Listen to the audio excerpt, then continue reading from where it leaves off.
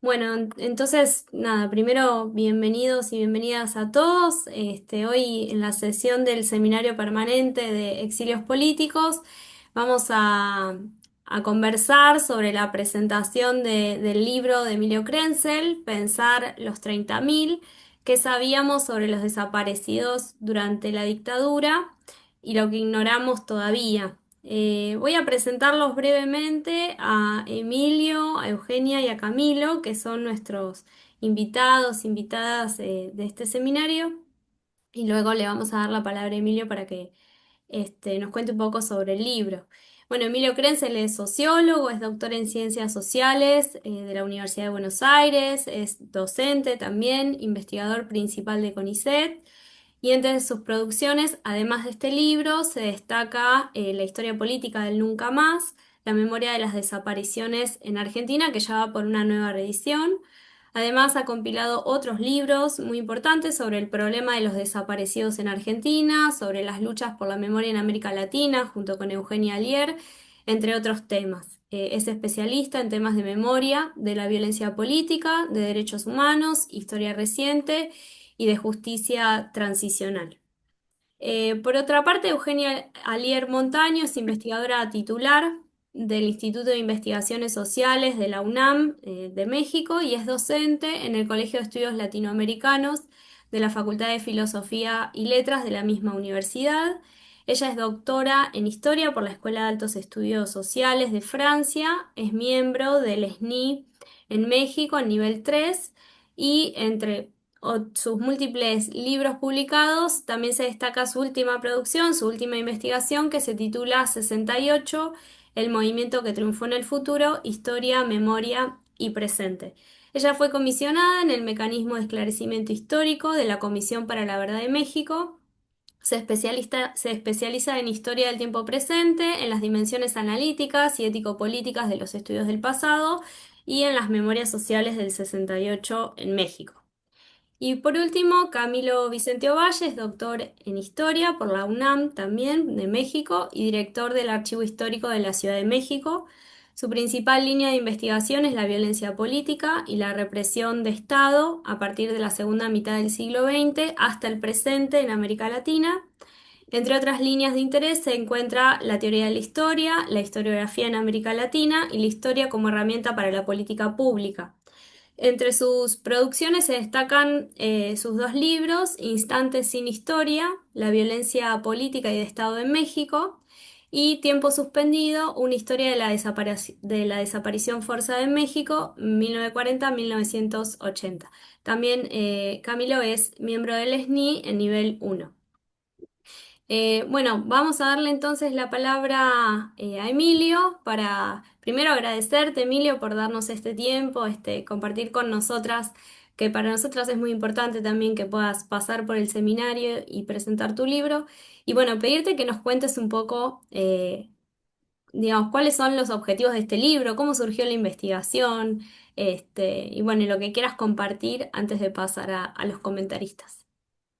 Bueno, muchas gracias, Sole. Buenas tardes a todos, a todas. Muchísimas gracias a ustedes por la invitación. Es un gran gusto poder compartir esta presentación con personas que valoro y aprecio intelectualmente, pero sobre todo que guardo un gran afecto por cada uno de ustedes. Y bueno, el resto también de los compañeros y compañeras del Seminario Permanente, Exilios Políticos, Represión, Derechos Humanos y Memorias. Muchísimas gracias por la invitación. Bueno, este es un libro que tiene un largo proceso de elaboración. Hace bastante tiempo que yo venía pensando sobre este tema y por algunas y otras razones se fue postergando la materialización de la investigación en un libro. Y básicamente surgió frente a la incomodidad que me generaban dos representaciones de lo que habían sido las relaciones que había establecido la sociedad argentina con la represión clandestina e ilegal que desplegó la dictadura militar entre el año 76 y el 83. Digo la represión clandestina e ilegal porque a nadie se le escapaba la existencia de una represión manifiesta la presencia militar en las calles, la ocupación militar de fábricas, universidades, hospitales, escuelas, los chequeos en los retenes militares, la existencia de la violencia política y la aparición de cadáveres en la vía pública, la existencia de presos políticos, la intervención militar que paralizó o suspendió la actividad política, sindical, etcétera. La vigencia del estado de sitio, que se había dictado ya en noviembre de 1974 bajo el gobierno de Estela Martínez de Perón, conocida como Isabel Perón. Y las representaciones que había sobre ese pasado dominante proponían a una sociedad argentina como una sociedad argentina homogénea. En el caso del informe Nunca Más, que fue el informe que elaboró la Comisión Nacional sobre la Desaparición de Personas, la CONADEP, se propuso a la sociedad argentina como una sociedad ajena e ignorante respecto de la represión clandestina e ilegal que tenía el sistema de desaparición forzada como eje central. Y en los años 90 surge una representación que parece contrapuesta, pero que sin embargo guarda la misma perspectiva totalizante que propuso la sociedad argentina plenamente conocedora y cómplice de las desapariciones. Esta última mirada, esta última imagen, se fundaba en una lectura que veía en el presente, en el escenario político presente, una especie de espejo y prolongación del apoyo que había suscitado el plan económico neoliberal de apertura económica, privatizaciones, dólar barato que había implementado la dictadura militar, que se reproducía en buena medida bajo el gobierno de Carlos Menem en los años 90. Y la impunidad que había instalado ese gobierno a partir del dictado de los indultos a las juntas militares y a otros militares que estaban siendo aún inclusive procesados, ni siquiera condenados, se asimilaba al apoyo que había tenido la represión durante la dictadura. Es decir, Carlos Menem, pese al dictado del indulto y a la política económica neoliberal, fue reelegido con un alto porcentaje de apoyo de la sociedad argentina. Y de algún modo ese apoyo era leído como el de aquella sociedad que también había apoyado un plan económico similar, neoliberal, en la época de la dictadura militar, y que había también sido cómplice de la represión. Bueno, a mí me parecían que eran miradas insuficientes, que no daban cuenta de la heterogeneidad de representaciones, interpretaciones y relatos que circulaba en la sociedad argentina en la época de la dictadura, y me parecía que un camino original para tratar de interrogar ese objeto de estudio era ver, tratar de investigar, tratar de analizar qué sabían los que más sabían. ¿Y quiénes eran los que más sabían sobre este crimen? Bueno, aquellos que habían sido afectados por ser ellos sobrevivientes de las desapariciones o por ser parientes de los desaparecidos, o por tener compromisos políticos que los hacían especialmente sensibles a los escenarios políticos que atravesaba la sociedad argentina y atentos a la represión que desenvolvía la dictadura, esos eran los núcleos que yo podía intuir y, bueno, con bastante certeza, que eran aquellos que habían estado más al corriente de las distintas producciones, informes, denuncias, que tanto en el país como a nivel internacional se habían desenvuelto durante la dictadura en relación a este crimen. Y en tercer lugar, me parecía importante que dar cuenta de la pluralidad de ese universo de denunciantes. Cuando en Argentina se piensa en los denunciantes de la dictadura, inmediatamente aparece la imagen de los organismos de derechos humanos o específicamente la de las madres. Sin embargo, bueno, no tengo que decirles a ustedes, el exilio político fue un actor de suma importancia en ese proceso de denuncia, las organizaciones transnacionales no gubernamentales de derechos humanos otro tanto, comisiones interestatales como la Comisión Interamericana de Derechos Humanos, el Congreso de los Estados Unidos, la Asamblea Nacional Francesa, las Naciones Unidas, la Comisión de Derechos Humanos, fueron espacios donde discurrieron también las denuncias contra la dictadura, y otro tanto puede decirse de las organizaciones armadas y no armadas de la izquierda marxista y peronista en este caso. Hubo un desafío, por supuesto, de tratar de abarcar a este gran universo de denunciantes y que consistía en, bueno, poder analizar todos los documentos que produjeron cada uno de ellos en esos 7 largos años. Y en ese sentido abandoné una pretensión ideal, que era revisar cuánta revista hubiese de cada grupo del exilio, de cada organización, por más minúscula que fuera, de la izquierda argentina, y abandoné esa perspectiva ideal que en buena medida se me bloqueó o me trabó para el desarrollo de la investigación, tratando de identificar aquellos momentos que, por mi conocimiento del campo, identificaba como aquellas coyunturas calientes donde se ponía en evidencia con más claridad y con más, de manera más contrastante, la diversidad de conocimientos que circulaban aún a este núcleo, a este universo de denunciantes. Y a partir de eso, tratar de entender que ese era un universo muy heterogéneo, no solamente en el conocimiento, sino en sus perspectivas en relación a la dictadura militar, a la represión, a las formas de enfrentar a la dictadura y a la represión. Era muy diverso también respecto de sus ideas sobre la historia reciente argentina y también sobre quiénes eran las víctimas de la represión. Em, y en ese sentido, sus reacciones en función de esas trayectorias ideológicas frente a los obstáculos que suponía el crimen de la desaparición fueron muy diversas. Y analizo en el libro 4 aspectos que me parecen centrales en esta cuestión de la elaboración del conocimiento sobre el sistema de desaparición forzada. Esto es, quién fue responsable de ese sistema, dónde estaban los desaparecidos, ya que el 80% de los secuestros se había producido ante testigos, pero luego de los secuestros dominaba la incertidumbre y la indeterminación acerca de dónde estaban esas personas que habían sido secuestradas, cuál era la magnitud de las desapariciones. Y finalmente, si los denunciantes consideraban que los desaparecidos estaban vivos o no, o habían sido asesinados. Y muestro cómo fue un proceso muy trabajoso la construcción y la elaboración de ese conocimiento, y sobre todo que fue también bastante trabajoso que se conformara una representación homogénea entre todo ese arco heterogéneo de actores en relación a estas dimensiones que señalaba: la responsabilidad, quién era o quiénes eran los responsables, dónde estaban los desaparecidos, cuántos eran y si estaban vivos o no. Y finalmente, el libro propone un quinto capítulo, que es aquel que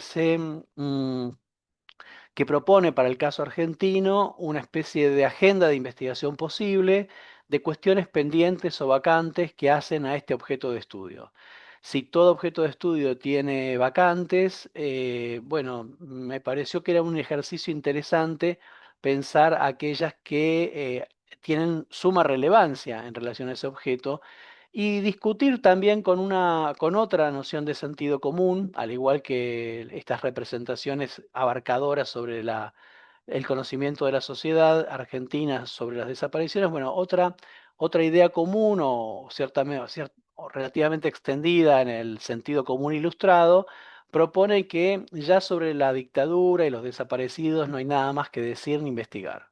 Bueno, el capítulo enfrenta esa idea mostrando que hay cuestiones pendientes de suma importancia que están todavía, bueno, vacantes para ser investigadas, y que son realmente claves para entender quiénes eran las víctimas, quiénes fueron los perpetradores, cuál fue la relación de distintos grupos de la sociedad argentina con ese proceso, cuál es el perfil de la figura de los sobrevivientes de este sistema clandestino, y otras cuestiones más que muestran que todavía es un campo fértil para los especialistas en historia reciente y memoria social. También en ese capítulo trato de pensar cuáles fueron los obstáculos por los cuales estas cuestiones que están pendientes no han sido no han sido investigadas aún en Argentina. Ahí propongo una serie de formas de construcción del conocimiento que a lo largo de esta larga historia, que ya va a cumplir por lo menos 50 años, fueron instalando obstáculos de carácter epistemológico para que fuesen abordadas desde una perspectiva académica estas cuestiones que han quedado o que configuran un cuadro de situación pendiente. Para ir terminando, eh, encontré a lo largo de la investigación una frase que no incluí en el libro, pero que me parece interesante de plantear, que es aquella que postula que creer que ya sabes algo es la manera más penosa de no saber nada. Bueno, en alguna manera el libro busca desinstalar ciertas creencias en torno a que ya estas cosas son conocidas. A través de una historización de este proceso de elaboración de conocimiento, una historización que en realidad también lo que va mostrando es la historia del proceso de comprensión de este sistema. El saber se traduce en la posibilidad de comprender de que la naturaleza de un fenómeno social, sus causas, sus consecuencias, los actores que intervienen en la materialización de ese proceso. Y en ese marco, el libro tiene ese norte, ¿no? Tratar de reponer esa historización. Así que bueno, les agradezco de nuevo la invitación, será un gusto escuchar sus comentarios. Muchas gracias, Emilio. Muchísimas gracias. Vamos entonces a dar paso a los comentarios de Camilo Vicente. Ay, hola, gracias por la invitación. Es que tenía yo aquí abierto una pantallita con algunos comentarios. Yo sigo digiriendo el libro todavía. Hay mucho que trabajar sobre lo que propone Emilio. Pues, trataré de ser breve. En realidad quiero ser breve. Igual podemos abrir una discusión.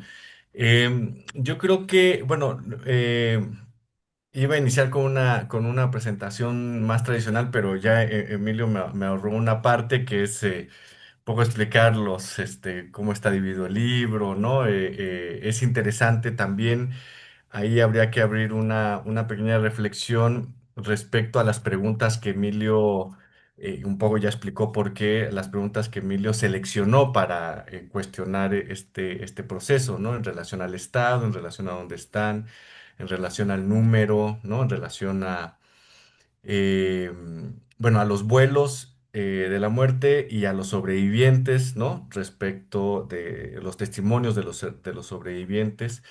Eh, Uno también podría decir, bueno, ¿y por qué esta pregunta y no la otra? Pero bueno, Emilio ya un poco avanzó sobre el terreno.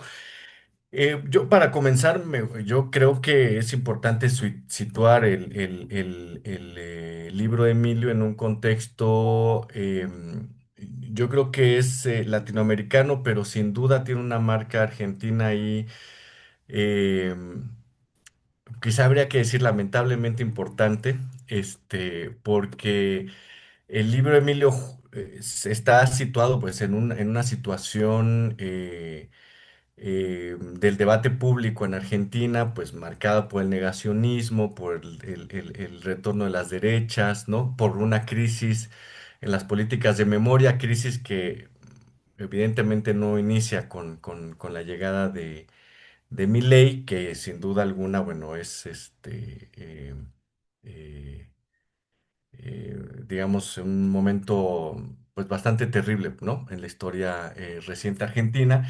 Y no sé si Emilio había comenzado a escribir este libro antes de la llegada de Milei, pues, pero es un libro que discute con esta situación ahora, ¿no? Con la situación actual y con muchas de las discusiones públicas que se están dando en Argentina principalmente, pero no solo, ¿no? Y yo creo que es importante situar esa discusión, porque va a formar parte de las fortunas del libro, es decir, a veces uno escribe un texto pensando en cierto tipo de audiencia, en cierto tipo de contexto, y de pronto ese texto está debatiendo con cosas que ni siquiera habían sido pensadas, y eso me parece muy importante, y en ese sentido creo que las reflexiones o el conjunto de reflexiones que está situando Emilio en el texto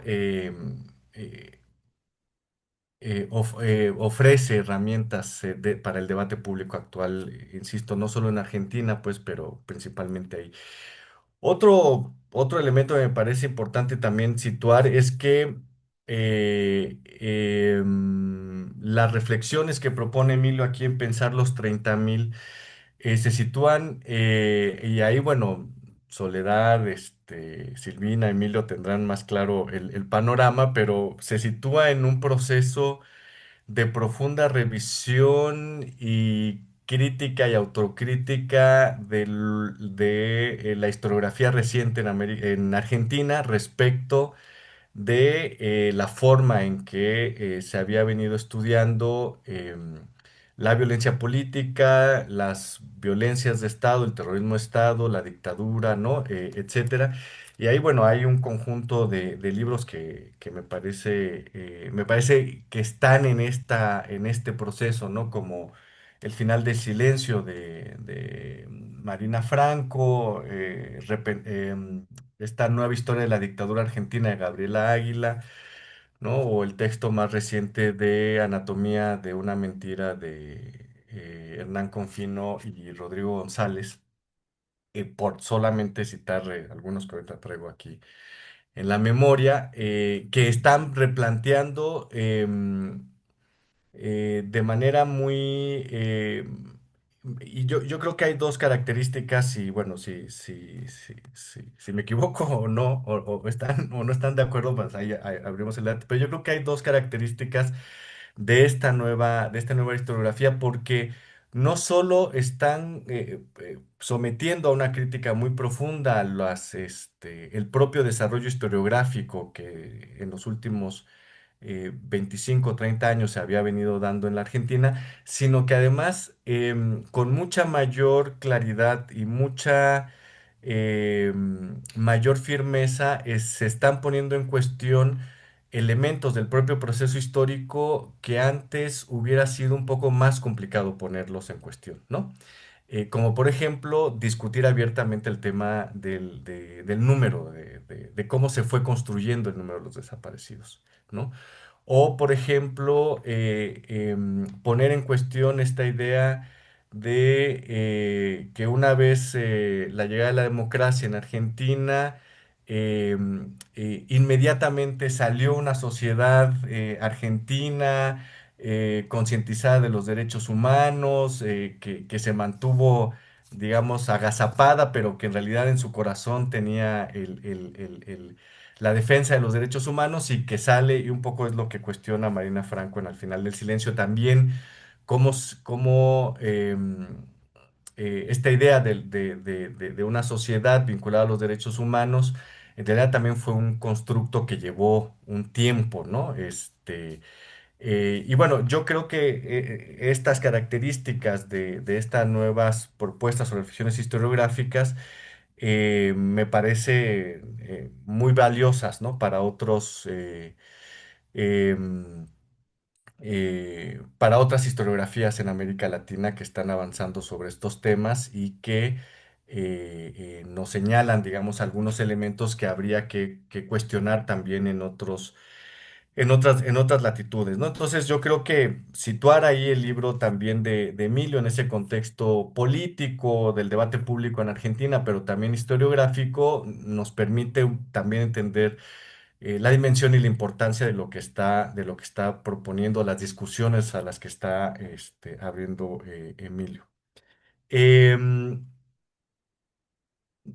a mí me llamó algo, no sé si me llamó la atención. Solo voy a situar otros tres puntos para no aprovecharme del micrófono, pero me llamó la atención algo muy interesante que en realidad me di cuenta en una segunda relectura de algunas de las partes del libro,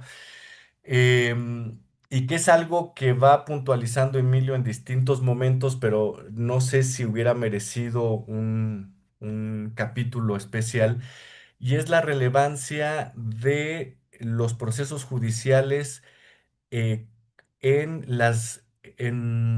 digamos, en la definición o en la configuración del entendimiento sobre el propio proceso histórico e historiográfico, ¿no? Me parece muy interesante, por ejemplo, cómo Emilio plantea, que ha sido un planteamiento también de otras autoras y autores, pero Emilio hace una descripción muy interesante del proceso, cómo, y particularmente lo decanta en el último, bueno, en el apartado de lo que aún ignoramos, cómo el juicio a las juntas, bueno, la CONADEP y el juicio a las juntas marcaron un paradigma de lo que era posible conocer, ¿no? Y eso, bueno, significó ocultar o mantener fuera de la vista o del cierto conocimiento o interés histórico, historiográfico, un conjunto de procesos, ¿no? Entonces, cómo este proceso judicial establece este paradigma, no solo en términos jurídicos, sino también históricos, historiográficos y sociales. Pero es otro proceso jurídico el que también ayuda a minar ese propio paradigma, que son todos los juicios que comienzan en 2005, si no me equivoco, los juicios por la verdad, donde comienzan a debatirse en términos jurídicos temáticas que no habían sido abordadas o que habían sido desplazadas del paradigma que estableció la CONADEP y los juicios a las juntas, ¿no? Entonces, me pareció muy interesante que un paradigma se abra con un proceso judicial, pero también ese paradigma se quiebre y no sé en qué tanto vuelva a marcar un nuevo paradigma a través de otro conjunto de procesos judiciales. Evidentemente no estoy obviando todo el proceso de lucha por la memoria desde los años 90, no estoy obviando las transformaciones en las reflexiones históricas e historiográficas. Lo que estoy diciendo es que me pareció muy interesante como esta apertura y cierto cierre, ¿no? de un paradigma que fue muy potente y que, bueno, Emilio también somete a una dura crítica a través del análisis de los procesos y de la complejidad de los procesos, ¿no? Pero es un tema ahí que me llamó mucho la atención. Otro asunto, quizá ahí ya más, digo, porque también el problema con las presentaciones del libro y más con libros que inmediatamente enganchan es que uno siempre tiende a alabar, ¿no? Y de pronto uno le cuesta trabajo encontrar la parte crítica.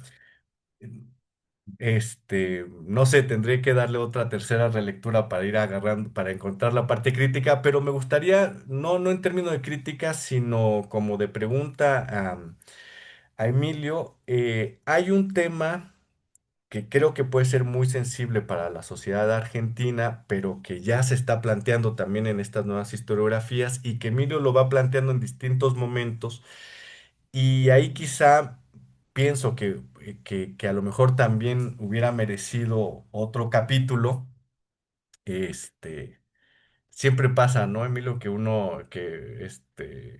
cuando uno somete a crítica a sus textos, en realidad le dicen lo que los demás quisiéramos escribir, pero, pero no hemos podido. Y que es eh, el tema de cómo se fue configurando las políticas de memoria en Argentina, que también influyeron no solo en la forma en que conocimos, en este caso sobre el tema de las desapariciones, sino en las formas en que no conocimos o desconocimos sobre ciertos aspectos, ¿no? Un poco tú lo vas planteando en distintos capítulos y también lo abordas en la parte final. La forma en que se articulan ciertas políticas de memoria también tienen o tuvieron un impacto tanto en la configuración del paradigma como en ciertas limitaciones de lo que se podía o no se podía conocer, ¿no? Ahí quizá a lo mejor hubiera valido, ¿no? Un poco tomarlo como una de las preguntas más, ¿no? O sea, ¿qué tanto la política, de la forma en que diseñamos política de memoria, que en principio tiene por fin verdad, justicia, etcétera, pero que puede tener efectos no considerados y que tengan que ver, digamos, con eh, no digo ocultar, sino poner fuera del marco de comprensión algunos elementos que después van a comenzar a salir por otra parte. Y, y, em, y qué tanto también las políticas de memoria a veces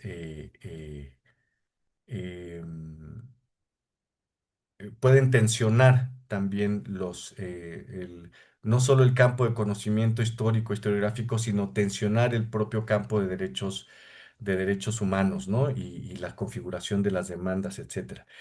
Y finalmente, em, algo que tampoco tenía que estar en este texto, pero que creo que es importante, dadas las discusiones, y dado un punto que en algún artículo también puse un poquito en cuestión, es que está a lo largo de tu texto, particularmente con el tema, como lo decías hace un momento, de la relevancia de las acciones desde el exilio o en espacios multilaterales, ¿no? Que se fueron construyendo a lo largo del tiempo, pero no sé si también habría que incluir el contexto latinoamericano, tanto en cómo se fue implementando la contrainsurgencia, ¿no? Em, por ejemplo, lo que muchos nos hemos preguntado, ¿no? Bueno, ¿por qué estas coincidencias en ciertas técnicas, en ciertos procesos como los vuelos de la muerte en México, en Argentina, en Chile, en las formas similares de la implementación de la técnica de la desaparición forzada, aún bajo profundas diferencias de los autoritarismos, ¿no? Etcétera, etcétera. Pero también el contexto latinoamericano en la propia configuración jurídica del fenómeno de la desaparición, ¿no? Que fue evolucionando de manera eh, eh, no solo no acumulativa, sino además muy diferenciada en los espacios, ¿no? ¿Por qué digo esto? No digo que tenga que estar o habría, que sea una falta de libro, sino un tema también la discusión. Y a lo mejor lo digo muy desde México y como mexicano y, este, y a lo mejor en pleito, pero em, no, bueno, he sido muy crítico en esta idea de pensar que hay un paradigma de la desaparición que tiene su origen exclusivo en Argentina y que después se va desplegando al conjunto de América Latina, ¿no? Un poco de lo que ha hablado Gabriel Gatti en esta idea de la desaparición originaria, y con enunciaciones em, pues muy arriesgadas, como decir que antes de que llegara el concepto de desaparición que se forjó en Argentina, en México nadie hablaba de desaparición y prácticamente nadie entendía que era una desaparición, ¿no? Este, entonces, me parece importante también como situar en el contexto latinoamericano nuestras discusiones, justo para evitar un poco estas tendencias eh, de poner siempre el origen fue acá, y todo lo demás se fue plegando en temas tanto del paradigma como de las formas de comprensión a este modelo cuando en realidad ha sido mucho más dialógico, ¿no? Y mucho más complejo como tú lo mismo lo vas mostrando en el libro. Y bueno, ya finalmente, yo creo que algo que vale mucho la pena del libro y que me parece una estrategia completamente acertada, eh, eh, es el análisis de procesos más que el análisis de de fenómenos ya solidificados, ¿no? Es decir, aventarse a analizar el proceso, ver todas las complejidades, los matices, los negros, los blancos, todos los grises, incluso aunque sean discusiones incómodas, porque yo creo que Emilio plantea en este texto varias discusiones que muy probablemente sean incómodas en diversos sectores, ¿no? Por la forma en que se han ido configurando también estas discusiones, como lo plantea Emilio. Y pues nada, pues felicidades, por el texto. Bueno, muchas gracias. Muchas gracias, Camilo. Muchísimas gracias. Bueno, pasamos a Eugenia.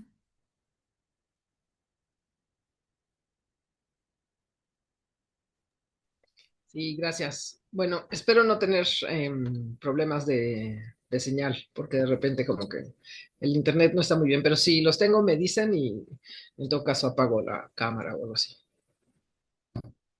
Bueno, pues antes que nada, ¿no? Agradecer a Silvina y a Soledad, ¿no? Por la invitación. La verdad que sí es un placer, ¿no? Un poco como lo decía Emilio, ¿no? Estar entre amigas y amigos, ¿no? Y además, no voy a dejar de decirlo, la verdad, que un privilegio, ¿no? Tener estas amigas y amigos, ¿no? Así que sí, me pone muy contenta, ¿no? Poder estar hoy charlando sobre...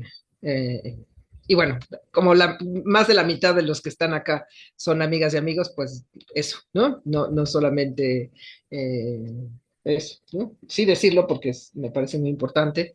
Eh, y bueno, ¿no? Particularmente, pues poder venir a comentar y a platicar el libro de Emilio, ¿no? Que también hace años, ¿no? Que venimos conversando y discutiendo y colaborando, ¿no? Estamos en otra colaboración, así que, bueno, eso, ¿no? Me hace muy feliz. Eh, yo empezaría diciendo que me parece que es un libro que era necesario escribir, ¿no? La verdad, eh, es también un libro muy sólido, que está muy bien documentado, ¿no? A veces incluso puede ser que como que abrumen, ¿no? La cantidad de datos y el detalle de algunas de las cosas, pero es por eso, ¿no? Porque tiene una gran documentación atrás, ¿no? Muchos viajes a distintos lugares eh, pues que fueron, ¿no? Permitiendo que eso, ¿no? Que se consolidara este trabajo, ¿no? En torno a la desaparición, ¿no?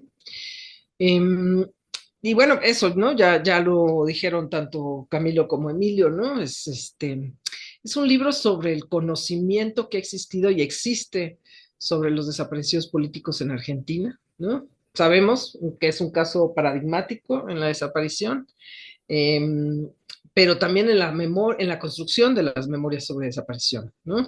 Sobre desaparición, sobre terrorismo de Estado, sobre violaciones de derechos humanos y dictadura en la región, ¿no? Pero creo, ¿no? Que lo vuelve también muy interesante es que no solo es acerca del conocimiento eh, o de lo que se sabe o no se sabe en torno a los 30.000, a los desaparecidos, sino especialmente sobre el reconocimiento del saber que se ha tenido, ¿no? Creo que eso le da como, ¿no? O sea, no se trata solamente un libro que vaya diciendo esto es lo que sabemos, ¿no? Sobre las desapariciones, sino que es un libro que indaga sobre el reconocimiento que existe sobre ese conocimiento, ¿no? Y es como como decía Pierre Nora, ¿no? Es una metahistoria, ¿no? Cuando uno piensa en los lugares de memoria es hablar de la historia, ¿no? En este caso es hablar del conocimiento sobre el conocimiento, ¿no? Y eso me parece como central, me parece que es algo eh, que no se ha dado realmente exacto, ¿no? Creo que no hay muchos libros, no voy a decir que ninguno porque no voy a meter las manos al fuego, exacto, pero creo que pocos libros, ¿no? O eso, quizá ninguno, que ilustren justamente no solo cómo se ha ido construyendo ese conocimiento, sino cómo se reconoce que existe el saber y el conocimiento en torno a, pues a lo que ocurrió, ¿no? Y eso de verdad que sí es fundamental, ¿no? Entonces, el reconocimiento del saber que se ha tenido, se tiene y se ha ido acumulando sobre la suerte corrida por las personas desaparecidas durante la dictadura. Creo que el único libro que recuerdo, y no es lo mismo para nada, pero Carlos Montemayor sacó un libro sobre el 68 mexicano y él no solamente decía lo que ya se conoce sobre el 68, sino que mencionaba cómo se había ido construyendo, ¿no? Cuándo había aparecido un video, cuándo había sido tal documento, ¿no? Y un poco es esa, ¿no? Esa la construcción y me parece, ¿no? Yo me quedé, sí, la verdad que así me hervía también la cabeza, ¿no? Leyéndolo, pensando en todo lo que también nos falta en realidad, ¿no?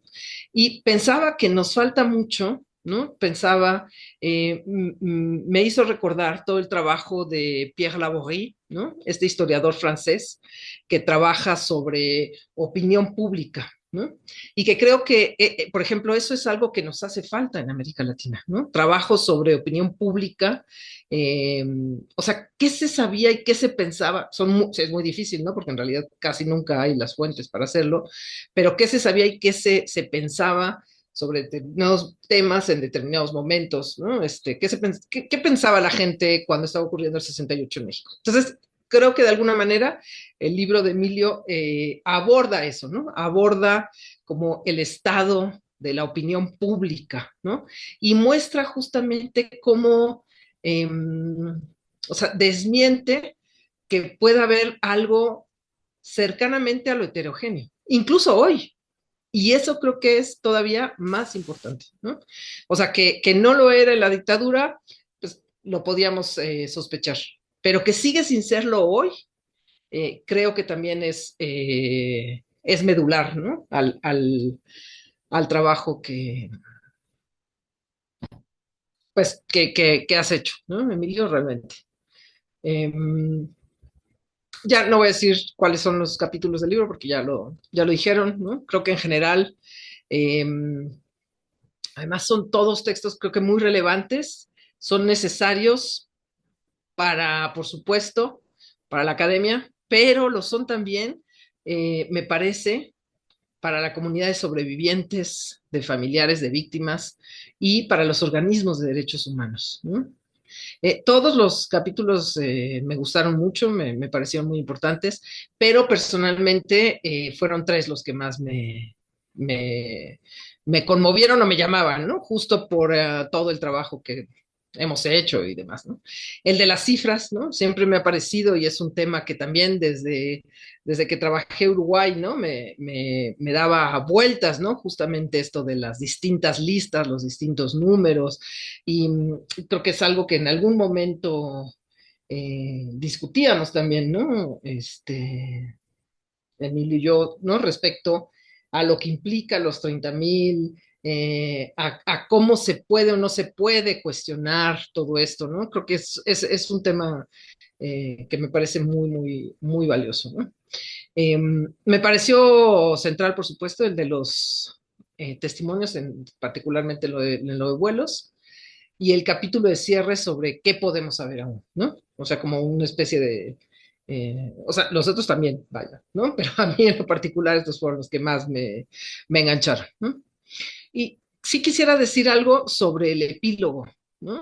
Porque creo que de alguna manera es un rayo de esperanza dentro del sistema de desaparición que se implementó durante la dictadura, ¿no? Y me hizo pensar mucho también cuando hacía mi tesis de doctorado sobre Uruguay y la abrí justamente con una narración en torno a Sara y Simón y a cómo se encuentran Sara y Simón, ¿no? Porque creo que finalmente, sí, ¿no?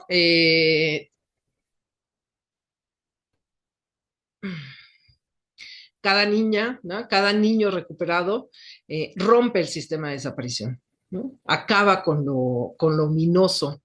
Emilio repite varias veces la palabra ominoso en el texto, y creo que es que lo es, ¿no? Es un sistema ominoso, y justo por eso son un rayo de esperanza, ¿no? O sea, no podía dejar de pensar en todos estos, digamos, causales que acompañan a la desaparición y que la hacen justo tan terrible, ¿no? Eh, como cuando uno piensa en la violencia de Estado en América Latina, eh, la verdad es que al mirar la mayoría de los países, el centro son las personas desaparecidas, ¿no? Y es algo que a mí también siempre me llamó la atención y me hacía preguntarme por qué, ¿no? Aunque en Uruguay fueran mucho más los prisioneros políticos, aunque en Chile fueran más los asesinados, los ejecutados, ¿no? A través de la caravana de la muerte, siempre son las personas desaparecidas las que condensan, ¿no? Un poco las discusiones. Y creo que tiene que ver justo con mucha desaparición.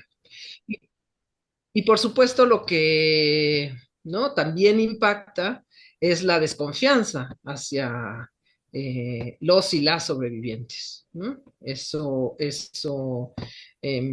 O sea, eh, me impresionó mucho ver cómo se fue construyendo esa desconfianza, ¿no?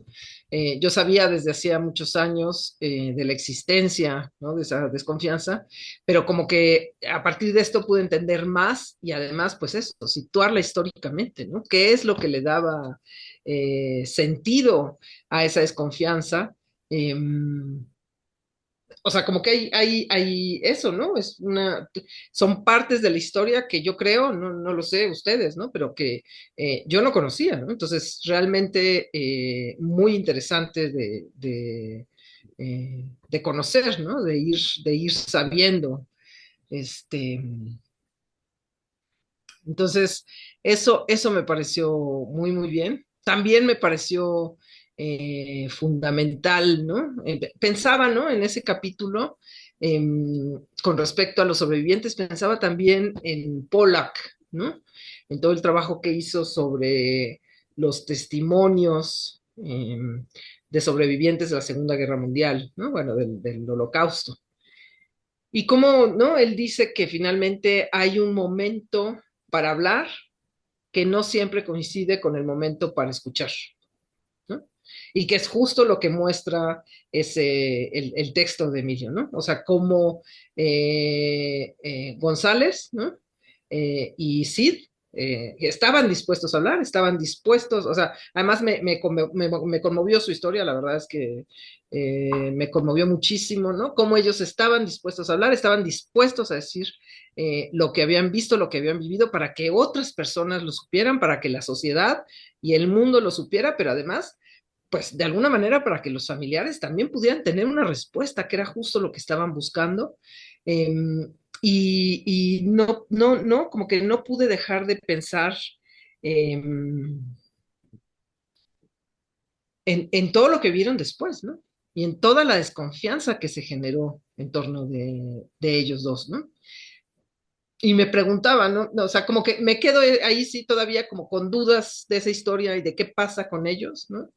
Y me preguntaba, ¿no? ¿Será que después de todo lo que pasó, ¿no? El hijo creo que era de Sid, que no puede entrar a hijos, ¿no? A militar, porque le dicen que su padre es un represor, ¿no? Bueno, no un represor, ¿no? Pero casi, ¿no? Un traidor. Y me pregunto, ¿no? ¿Qué pensarían?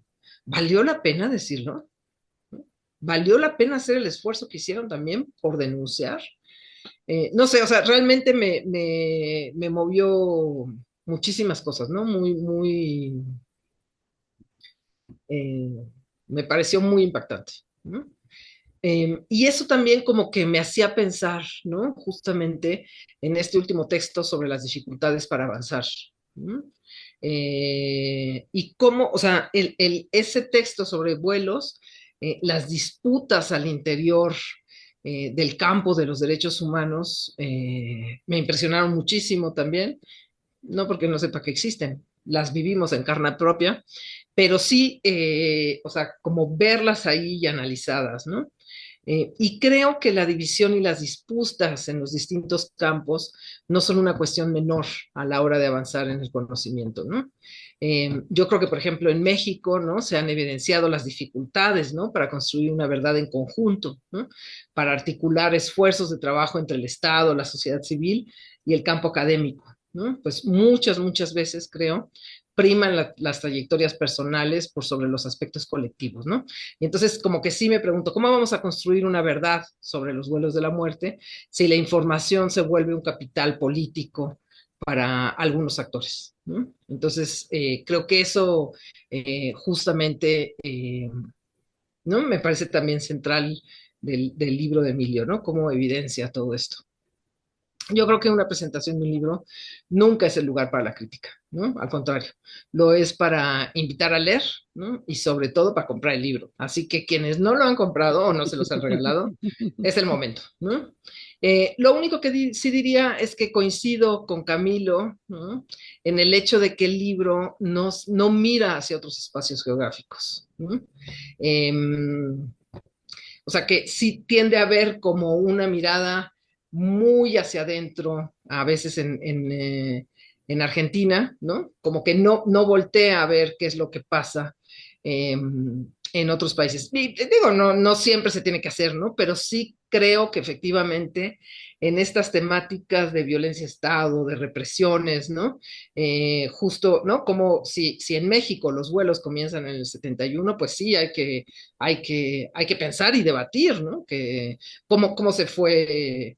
Eso falta hacer. Ahí está, ¿no? Como uno de los puntos que podría seguirse trabajando en torno a la temática, ¿no?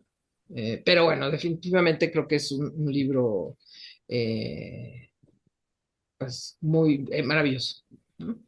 Eso diría. Muchas gracias, muchas gracias. Gracias, Eugenia, muchísimas gracias. Bueno, si les parece, te damos de nuevo la palabra, Emilio, para escuchar tus reacciones y después podemos hacer una ronda de intervenciones de los que se van uniendo. No se asusten, los que se están uniendo me están pidiendo el Zoom por el chat del Facebook. Bueno, muchísimas gracias a los dos, a Camilo y a Eugenia por los comentarios. Habitualmente se dice, no sé si voy a poder contestar a todas las preguntas y comentarios. Acá no voy a decir eso porque estoy seguro que no voy a poder. Entonces, ese no sé, lo dejo de lado. Bueno, son preguntas y cuestiones muy claves y decisivas.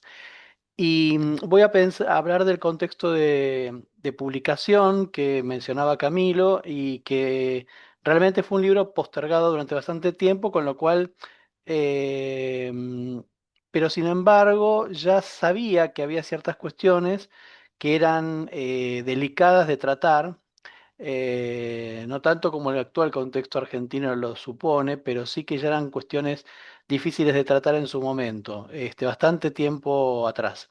Una es el tema, el capítulo dedicado a la cantidad, de cuántos son, porque ustedes ya saben, el número se ha vuelto parte de una parte bastante destacada de las controversias en la escena pública entre negadores, relativizadores de los crímenes de Estado y el movimiento de derechos humanos. Y en el campo del movimiento de derechos humanos esa tensión y esa confrontación ha derivado en una canonización del número y en un rechazo a cualquier tipo de discusión que trate de poner en perspectiva desde el campo académico, bueno, el carácter construido de la cifra, su carácter simbólico, etcétera, contrastándolo con, bueno, cómo se fue elaborando con la historia de esa cifra. Entonces, es un tema y un capítulo al cual le dediqué bastante esfuerzo en la construcción de una perspectiva delicada y cuidadosa en su abordaje. Y otro tanto lo que mencionaba Eugenia respecto de los sobrevivientes, porque a pesar del tiempo transcurrido sigue siendo una figura que yo creo que no despierta tantas polémicas y confrontaciones al interior del movimiento de denuncia como antes, pero que sin embargo, bueno, sigue siendo una figura que levanta polémicas. Eso sucedió en su momento con la desaparición de Julio López, un sobreviviente que daba testimonio en el juicio a un comisario de la provincia de Buenos Aires, que fue nuevamente desaparecido, y su desaparición incluso suscitó fuertes reacciones condenatorias hacia él, por su presunta condición de colaborador de la dictadura. Me han llegado algunos comentarios de sobrevivientes que estaban muy agradecidos porque, y ahí se entroncan los dos capítulos, porque consideraba como parte del fenómeno de la desaparición y de sus víctimas a aquellos que habían transitado por el sistema y habían salido con vida. Entonces, eso lo valoraba mucho, diciendo, bueno, es nuestra experiencia, está siendo tenida en cuenta y considerada en el libro, y eso me puso bien porque bueno, porque considero que sí, que fue en parte del fenómeno que los afectó en sus vidas, más allá de que no continúen en condición de desaparecidos. Em, la cuestión latinoamericana, sí, yo traté de hacer algunas referencias, es decir, están por supuesto muy de fondo, no tienen la presencia que ustedes reclaman, pero hay como una referencia tanto a la constitución de los familiares de desaparecidos en Chile, la experiencia chilena, y que eso está también en el capítulo primero, no solamente en lo que no sabíamos, como un espejo en el cual la dictadura argentina no quería mirarse. Bueno, la referencia a los casos previos, hay una mención a Colombia, a México como antecedentes donde se implementaron los vuelos antes de la Argentina o del Cono Sur. Lo llamativo es que, bueno, no, esas experiencias latinoamericanas no están presentes, por lo menos quizás Silvina me puede corregir, en las discusiones de los denunciantes de Argentina. Es decir, no aparece demasiado la referencia. Están más presentes los fenómenos de Argelia, de Vietnam, y más acallados. Y en ese sentido, cuando ustedes me invitaron a discutir el capítulo de los vuelos, yo ahí planteé una posibilidad, bueno, hacer una historia de los vuelos en América Latina sería una forma de reponer o tratar de reconstruir ese itinerario, que bueno, va a mostrar seguramente fuentes comunes a partir de las cuales esas experiencias nacionales se nutrieron, pero bueno, también va a mostrar ciertas especificidades, este, porque no en todas las comunidades la desaparición fue investida de sentido de la misma manera. Pienso en Guatemala, no sé, las comunidades indígenas en Guatemala cómo han vivido, digamos, con las mismas claves o los mismos dilemas que las clases medias del Cono Sur ante la desaparición de sus hijos o otros familiares. Entonces es un tema para pensar. Bueno, también hay una serie de observaciones que tienen que ver con la subjetivación de este proceso y la importancia de determinadas claves o marcos, por ejemplo, el judicial, en la definición de lo real. Que, bueno, yo trato de abordarlo fundamentalmente en el capítulo 5, de donde muestro la importancia que ha tenido, por lo menos en Argentina, donde se superpuso la tramitación judicial con el regreso a la democracia, prácticamente. En la modelación de representaciones e ideas sobre las víctimas, sobre el sistema de desaparición, los perpetradores, etcétera. Y en ese sentido, bueno, hay toda una cuestión que esperemos que en algún momento se pueda trabajar con mayor consistencia. Hay pocas fuentes sobre el tema, que es aquella que refiere a lo que señalaba Eugenia de la opinión pública. Bueno, hay muy pocas encuestas de opinión pública durante la dictadura. Evidentemente el número que llevan como título, muchas de ellas muestra y pone, asegura que formaron parte de series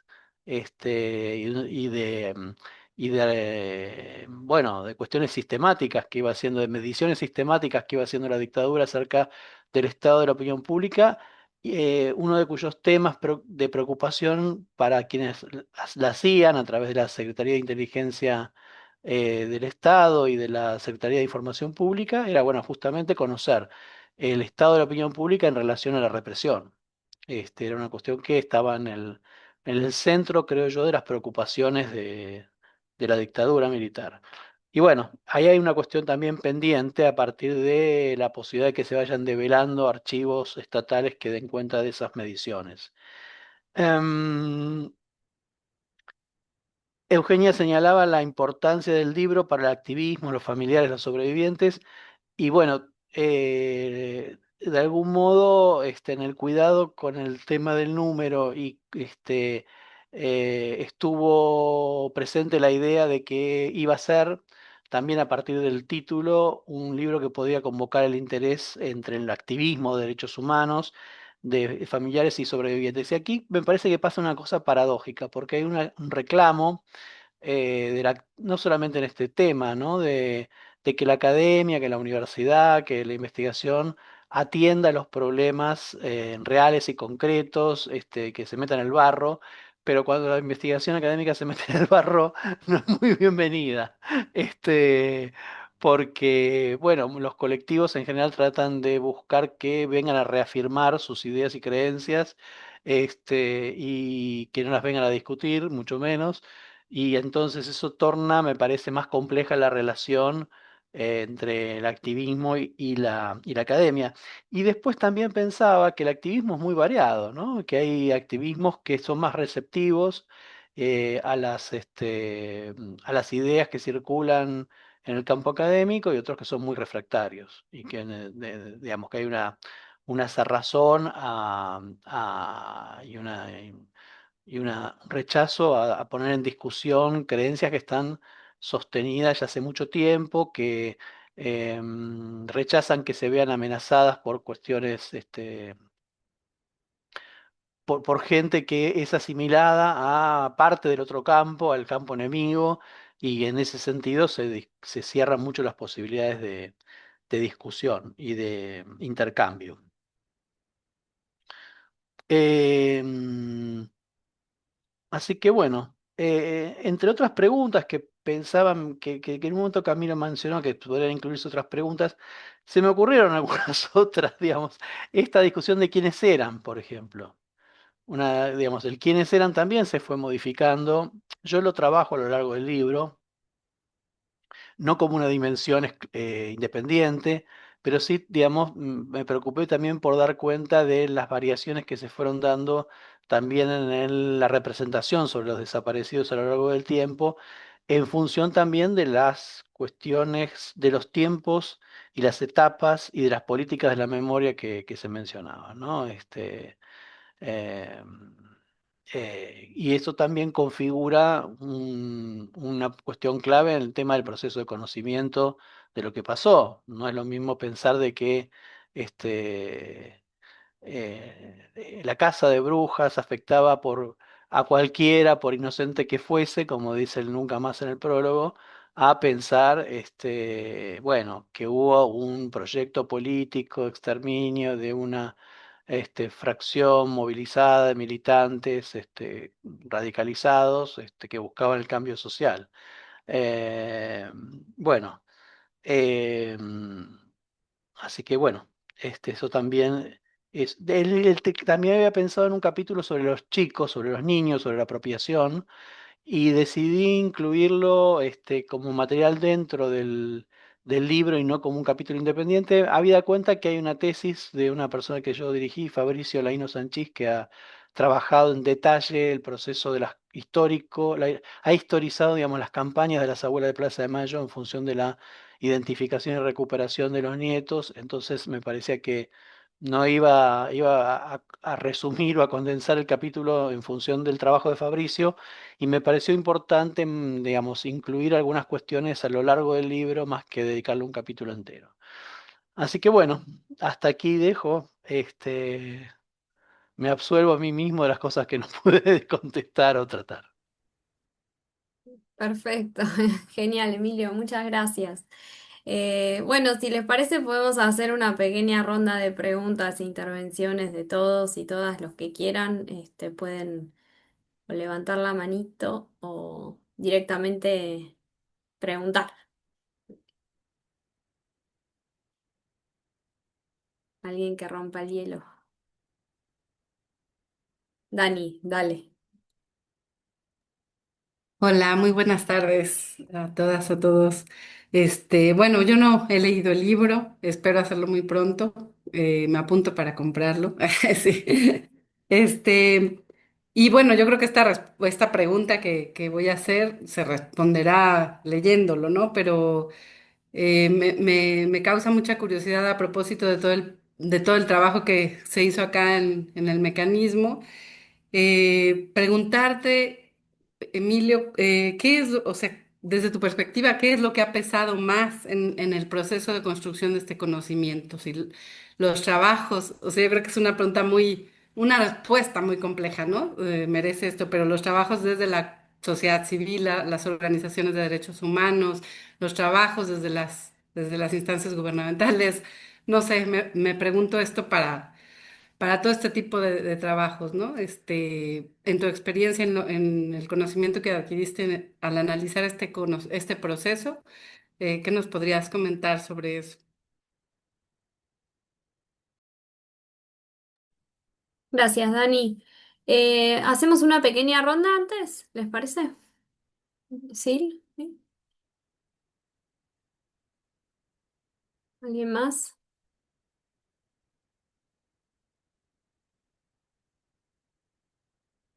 ¿No? ¿Sí? Sí, yo no voy a hacer una pregunta, voy a contar un poco lo que me pasó con el libro. Bueno, en primer lugar, fue un gusto, un placer leer el libro es tan sólido, hablaban de lo robusto de la investigación, pero además tiene una cualidad en términos de la estructura del libro, de ese ordenamiento a través de cuestionamientos, de preguntas, y además yo me di cuenta todo lo que no sabía respecto de las desapariciones, o sea, en términos del mundo académico, y respecto de lo que estaba convencida de que sabía y de que había. Es decir, fue una muy buena manera de mirarse al espejo respecto de los que estamos en la historia reciente de hace mucho tiempo, sobre todo en ese capítulo que vos tenés sobre qué ignoramos, donde también te metés respecto del campo de la historia reciente, pero donde haces un planteo enorme de preguntas, una agenda de investigación que sí, esta es una agenda para encarar con un gran equipo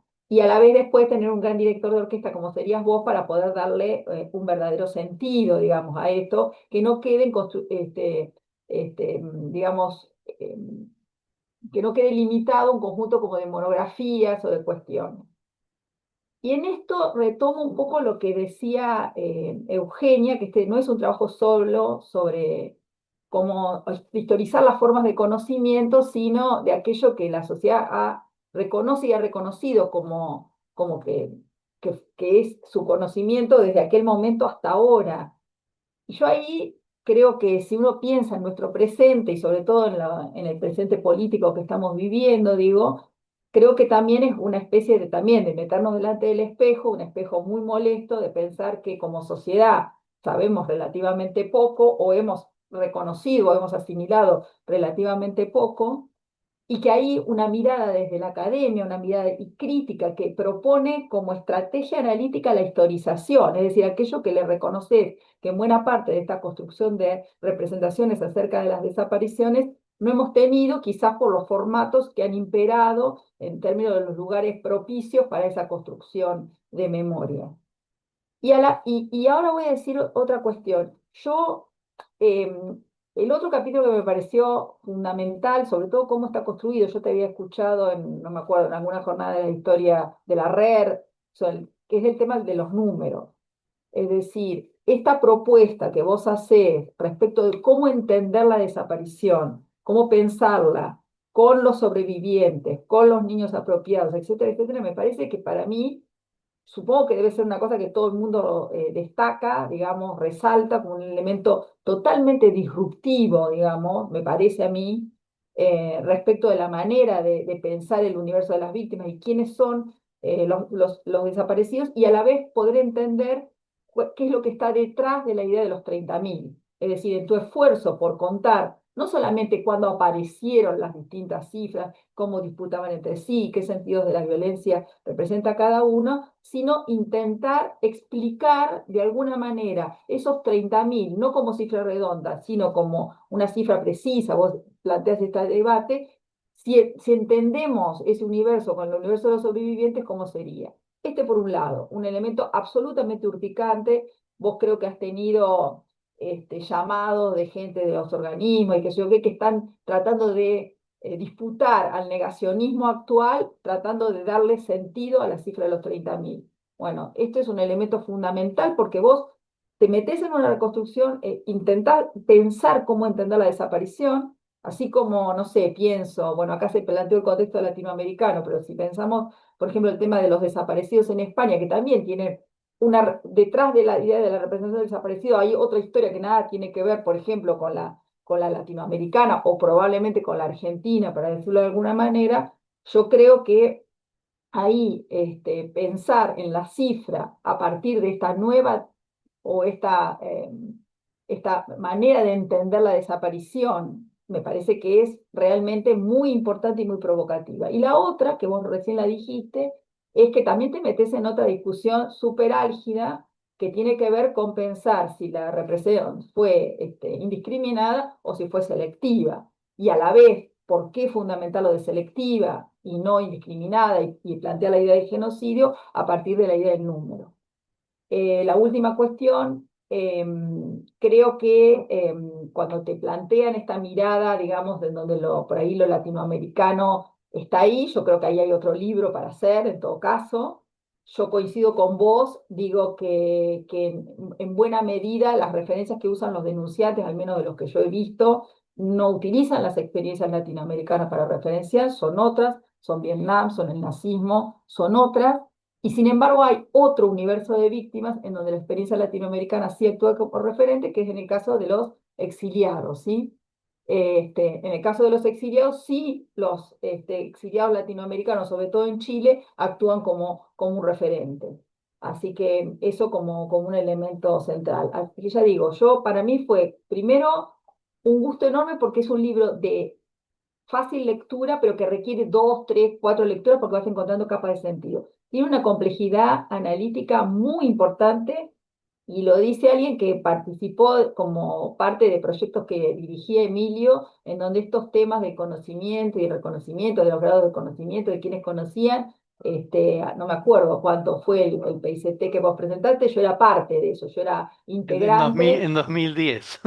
Bueno, devorábamos la bibliografía que Emilio nos proponía y tratábamos y hay mucha gente que, sin citarte, porque realmente, y lo digo así, no, de verdad lo digo, porque inclusive acá en Bahía Blanca, digo, sin citarte, usan este elemento como un elemento que fuera, o sea, como algo dado, y en realidad creo que reconocer la autoría de esto, por eso cuando Camilo preguntaba esta cuestión del contexto de producción, siempre dicen que los libros de historia, y este es un gran libro de historia escrito por un sociólogo, un gran libro de historia, y además con un ojo historizado absoluto, de esos que da placer encontrar esto, la singularidad, la diferencia, el matiz, el claroscuro, y que ahí uno dice, ah, yo esto sí lo tenía claro, pero esto otro no, y esto no lo pensé de esta manera.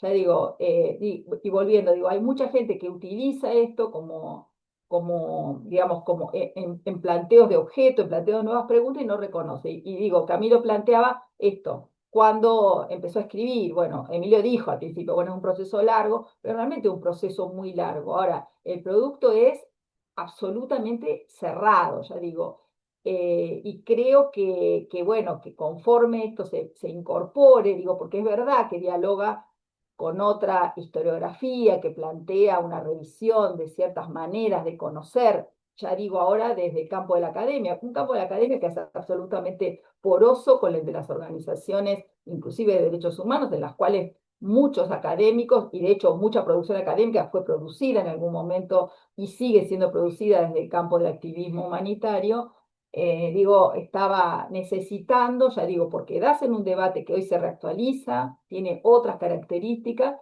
pero yo creo que aún en contextos de negacionismo es muy importante poder dar estos debates, porque estos debates justamente a lo que apuntan, yo creo que ahí el libro se transforma en un insumo para que todos nosotros, como ciudadanos o como ciudadanas y como académicas o académicos, reconozcamos qué sabemos y qué no sabemos para poder actuar, inclusive para poder responder.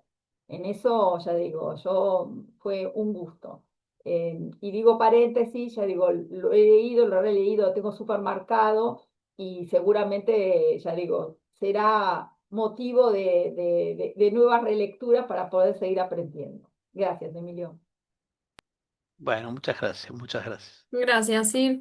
Y te leo lo que dice acá Telma, dice que no tiene acceso al micrófono, pero que el libro le hizo reflexionar sobre aspectos que antes no había considerado y que aprendió mucho y que te agradece mucho. Sí, Muchas gracias. si querés responder, Emilio, en lo que vemos si alguien Sí, más sí. tiene preguntas.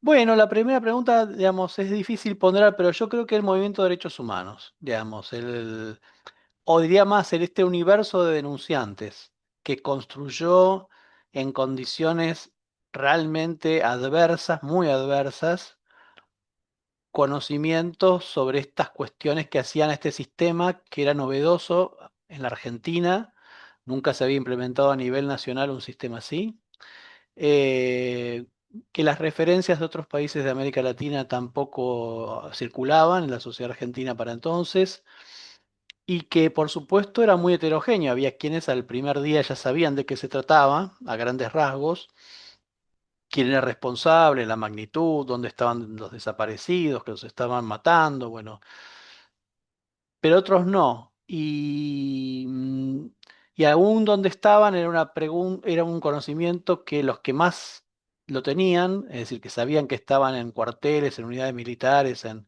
comisarías, bueno, los nombres y los lugares de esos sitios eran contados con los dedos de la mano, aquellos que se conocían, ¿no? Y aún, digo, muestro también en el libro cómo aún para la militancia radicalizada que estaba advertida de los cautiverios, las condiciones atroces de cautiverio que sufrían las personas detenidas, bueno, el universo clandestino también les supuso desafíos.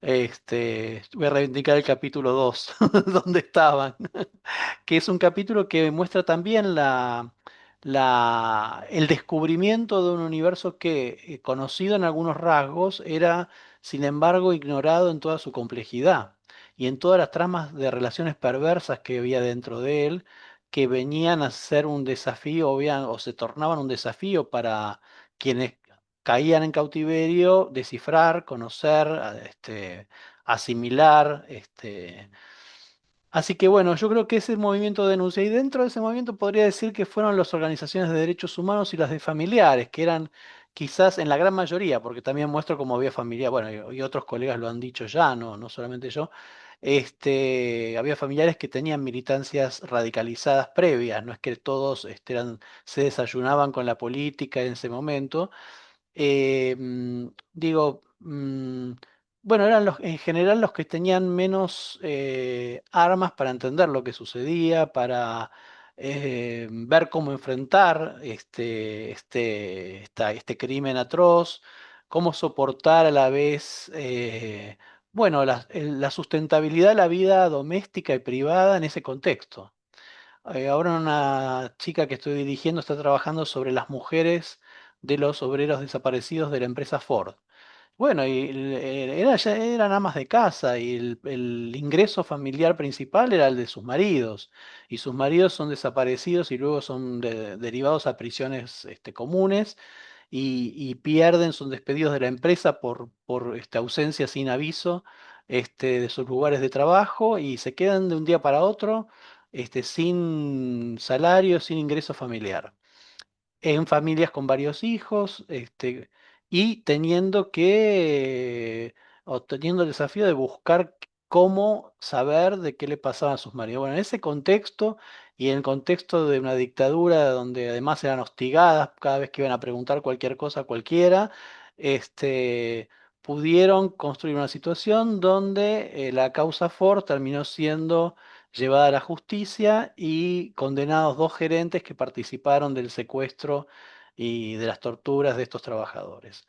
en el año 2018, es decir, que pasaron como 42 años, desde el 76 al 18, sí, 42. 42, 43. Es una larga, no sé, es la vida, prácticamente la vida de esta gente como pudo pelear ante circunstancias tan adversas. Y bueno, y en ese sentido, en ese marco, bueno, los organismos de derechos humanos lograron armar listas, poder tratar de entender las listas también listas de víctimas, listas de responsables, listas de los lugares de detención, poder explicar la mecánica del sistema, tornarla inteligible. Bueno, ponerse en contacto con actores internacionales que lograron con los cuales lograron trabar alianzas, y salir del aislamiento y de la persecución en la que estaban dentro del país. Bueno, hacerlo en diferentes lugares del mundo, con diferentes idiomas, a través de diferentes idiomas. Es decir, una tarea enorme, y uno podría decir que es una gran experiencia de construcción de fuerzas desde abajo, porque no eran desde el Estado, ni desde organizaciones con poder económico, político de otro tipo. Bueno, constituir una federación latinoamericana, la FEDEFAM, de familiares, es decir, una cantidad de, bueno, aliarse con con el mundo jurídico, con aquellos abogados y jueces que tenían un compromiso con los derechos humanos. Más tarde, en Argentina, por lo menos, destrabar alianzas con el campo cultural, con el movimiento artístico, interpelar a las nuevas generaciones, buscar y pensar formas de transmisión adecuadas. Bueno, un esfuerzo enorme, que uno lo dice así, en títulos, pero cada una de esas cosas supone una acumulación, un esfuerzo y un trabajo titánico. Entonces diría que es eso. Por supuesto que después estuvo, en el caso argentino, la intervención estatal, que no fue menor. Bueno, más recientemente la intervención académica, pero creo que ambas se fundaron, por lo menos en el caso argentino, en una gran labor del movimiento de denuncia, especialmente de derechos humanos y familiares. Bueno, en relación a lo que marcaba Silvina como virtudes, bueno, agradecerle mucho la lectura eh, y sí, y hay cuestiones que a mí también me parecieron que yo no conocía o que me hicieron repensar. Por esto, por ejemplo, la relación entre la proporción de desaparecidos que continúan de la cantidad de sobrevivientes, porque tenía la imagen de desaparición igual muerte. Digamos, la mayoría los mataron, una minoría sobrevivió. Sin embargo, bueno, a partir del contacto con instancias estatales de registro el registro unificado de víctimas del terrorismo de Estado, bueno, según ellos llevan contabilizadas una cantidad de sobrevivientes que desanda esa imagen de los años 80 en la Argentina de desaparición igual muerte, muestra la gran selectividad que supuso ese sistema y plantea, bueno, una relación inversa entre los que sobrevivieron y los que fueron asesinados. Em, y a partir de eso pude ver que en otras investigaciones, por ejemplo, de la responsabilidad empresaria en las desapariciones forzadas, esa proporción es similar, que en general 2/3 sobreviven, 1/3 es asesinado o va preso. Este, bueno, y entonces es como que eso se fue, hay trabajos sobre Mar del Plata y sobre Bahía Blanca, el de Cristian Rama, que han visto cómo ha crecido la cantidad de sobrevivientes de los denunciados en la delegación de Bahía en el año 84 de la delegación de la CONADEP que funcionó en Bahía Blanca, una ciudad del sur de la provincia de Buenos Aires para quienes no son argentinos. Y en Mar del Plata ocurre otro tanto. Y entonces, bueno, uno va viendo eh, que esa información que propone el Registro Unificado de Víctimas de Terrorismo de Estado es cierta, es una investigación que permitiría alumbrar con mayor claridad qué sucedió al interior de ese campo de lo clandestino. Así que bueno, eso sería lo que más me sorprendió a lo largo de la investigación. Gracias, Emilio. Sí, yo también me sumo, pues, porque igual el libro lo leí con muchísimo interés, y además, obviamente desde mi formación y desde mi campo de trabajo, en estas tensiones que reconstruís con respecto a las denuncias y al papel de los sobrevivientes y de los exiliados o de los sobrevivientes que son también exiliados y que tienen que construir toda una credibilidad en el exterior, porque justo el rol de sobrevivientes o eso que esa condición de sobrevivientes los inviste, ¿no? De la sospecha. Y era algo que igual ya más o menos conocíamos a través de otras investigaciones, pero que me pareció que puesto en diálogo con los estudios de los exilios políticos, permitía remarcar también las dificultades, ¿no? Y como los obstáculos que tuvieron que sortear para poder construir un conocimiento mucho más detallado que si en ese momento esa sospecha quizás no los hubiera atravesado, lo hubieran logrado mucho antes, ¿no? Que fueron las sospechas y esas distancias que se generaron, entre los actores, los que de algún modo también jugaron a favor de la matriz, digamos, represiva, del proyecto político de la dictadura, eh, para que esos actores no pudieran articularse, ¿no? En un frente común. Lo pensaba sobre todo en relación a las madres de Plaza de Mayo. Yo trabajé a raíz de tu libro, empecé a revisar mis fuentes también y armé un pequeño artículo que vamos a publicar en otro libro con Silvina, sobre estas tensiones del trabajo de las madres de Plaza de Mayo en el exterior frente al papel de estos sobrevivientes exiliados, ¿no? Que un poco recorren también todas estas disputas, y estas, sí, dificultades, enfrentamientos que encuentran a la hora de decir, bueno, ¿quién tiene la verdad sobre sobre el sistema represivo, sobre el terrorismo de Estado? ¿Quién define el terrorismo de Estado? ¿Quién define la condición de la desaparición, si están muertos o no? ¿Quién define la credibilidad, digamos, la verosimilitud de los vuelos de la muerte? Y a mí me parecía eso, que tu libro, que tu investigación muestra con mucha precisión ese tema que es re incómodo, porque también devuelve de algún modo la mirada sobre los mismos actores frente a sus denuncias y a su capacidad de articular con recursos muy escasos, ¿no? Un conocimiento, de construir un conocimiento de algo que era totalmente novedoso para la época. Eh, y yo creo que ahí comparto también lo que te señalaban bueno, de esta, eh, de animarse a abordar temas incómodos, ¿no? Como dentro de la construcción del movimiento de derechos humanos, en el caso de Argentina, bueno, esas fracturas, esos desencuentros que también vienen de figuras que han sido muy romantizadas, como la de las madres, sin quitar obviamente todo lo que sabemos que significó ese dolor, ¿no? Eh, pero bueno, nada, quería también señalar eso, que me parecía que como investigador, no sé si en la escritura tuviste algún desafío así para revisar cómo narrar esta historia frente a esas incomodidades. Eso era lo que te quería preguntar en realidad. O sea, ¿cómo escribiste sobre estas incomodidades frente a estos dilemas éticos y políticos también?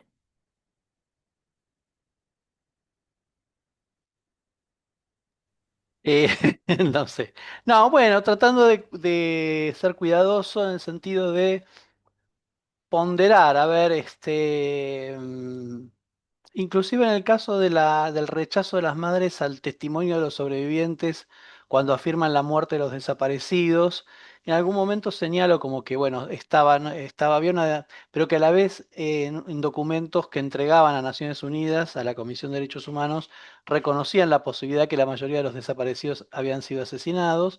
Y bueno, ponderando esta cuestión de que había elementos de decisiones políticas de administrar el conocimiento en función de preservar a la organización porque entendían que la asunción de la muerte de los desaparecidos podía significar el desgranamiento y la crisis de la organización. y a la vez también por una cuestión afectiva, donde que intervenía, ¿no? Como obstáculo para asumir, y ahí lo que señalaba Eugenia de la distancia entre conocimiento y reconocimiento, que busca, digamos, por lo menos, o su inclusión busca, bueno, resaltar o subrayar esta complejidad que reviste el acto de conocer, más crímenes de este tipo y más en contextos como el dictatorial, donde hay terror, censura, tergiversación de la información. Porque la información que aparecía en los diarios sobre los enfrentamientos en la mayoría de los casos era falsa, era fraguada. Cómo poder leer lo que sucedía en un contexto así, donde, bueno, hay que acordarse también la década del 70, donde había en Argentina 4 canales de aire que operaban desde las mediodía hasta la medianoche y nada más. No existía obviamente internet ni nada por el estilo. Había pocos teléfonos públicos y en las casas también. Bueno, las correspondencias en todo el mundo, pero una correspondencia Argentina-Europa demoraba 15 días, otros 15 en la respuesta, con lo cual, en el mejor de los casos, era una comunicación de un mes para otro. Bueno, todas esas condiciones, la censura, digamos, también, eh, todo en ese marco se elaboraba el conocimiento, ¿no? Y por ende, reconocer lo que se sabía también era parte de de las dificultades que tenía. Gracias, Emilio. No sé si alguien más quiere hacer una pregunta, una intervención. No, yo solo, bueno, escuchando ahorita las respuestas que ha dado Emilio, me parece de suma importancia justo esta actitud de repensar y continuar indagando sobre temas que pareciera que ya están muy, muy establecidos, sobre todo a la luz de los contextos actuales, ¿no? Más ahora, bueno, yo creo que hay una actitud un poco natural, de manera autodefensiva, de frente al embate de los negacionismos y las ultraderechas, pues conservar lo que ya tenemos y evitar la crítica para, ¿no? Y yo creo que al contrario, justo en estos contextos es cuando se tiene que alentar el cuestionamiento, la crítica, avanzar, volver y continuar en los procesos de indagación y de investigación eh, sobre estos temas que no solo por esta imagen de que sigue siendo pasados presentes, etcétera, sino porque políticamente siguen constituyendo el marco discursivo de muchos de los actores, ¿no? Y entonces ahí es donde uno tiene que poner el espíritu crítico y yo creo que es un buen ejemplo el trabajo de Emilio a ese respecto, ¿no? Entonces, nada, eso solo quería señalar. Gracias, Camilo. Gracias. Perdón, yo antes que terminen voy a mandar un aviso parroquial. Las de Bahía Blanca parece que se quedaron sin internet de haber